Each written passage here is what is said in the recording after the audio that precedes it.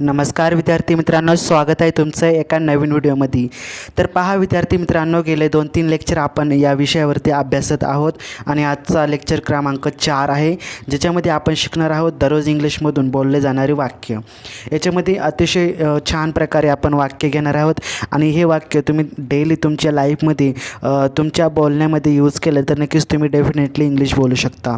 विद्यार्थी मित्रांनो, व्हिडिओमध्ये पुढे जाण्याच्या आधी आपण जर या चॅनलवरती नवीन असाल तर नक्कीच आपल्या चॅनल सबस्क्राईब करा, व्हिडिओला लाईक करा आणि जास्तीत जास्त शेअर करण्याचा प्रयत्न करा, जेणेकरून तुम्हालाही इंग्लिश येईल आणि तुमच्या विद्यार्थी मित्रांना देखील इंग्लिश येईल आणि तुम्ही पण इंग्लिश चांगल्या पद्धतीने बोलू शकता. तर चला व्हिडिओला सुरू करूयात. तर पहा विद्यार्थी मित्रांनो, आपला पहिला वाक्य आहे सगळं घेऊन ये. जेव्हा आपण काहीतरी एखाद्याला म्हणतो कधीतरी टॅबलावरती जे ठेवलं आहे ते सगळं पण घेऊन ये, म्हणजे त्याला आपण इंग्लिशमध्ये म्हणू शकतो गेट एव्हरीथिंग. ओके, नेक्स्ट आहे समजलं का. Got it. सोबत चाल, कम अलॉंग. मला हे कठीण वाटत आहे. जेव्हा आपल्याला काही काम वगैरे दिलं जातं, एखाद्याने आपल्याला काम दिलं आहे, तेव्हा आपण ज्या सिच्युएशनमध्ये असतो त्या सिच्युएशनमध्ये आपण म्हणू शकतो मला हे काम कठीण वाटत आहे. I am find it difficult so I can not do this work. मग आपण इंग्लिशमध्ये बोलू शकतो मी की हे काम करू शकत नाही कारण मला ते कठीण वाटतं because of that reason. Okay, next. मी अडचणीत आहे.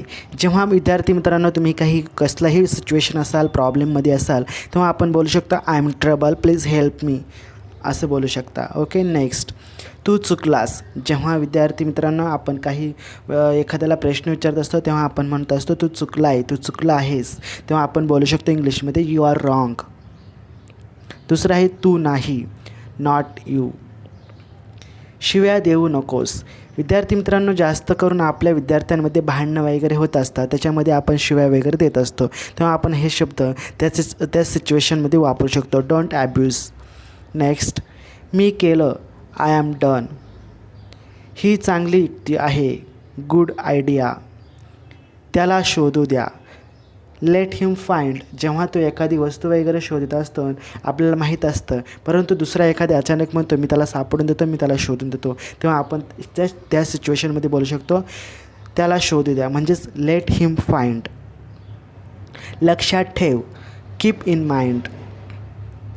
उलट उत्तर देऊ नको, डोंट टॉक बॅक. बाहेर पाऊल ठेवू नको, डोंट स्टेप आउट.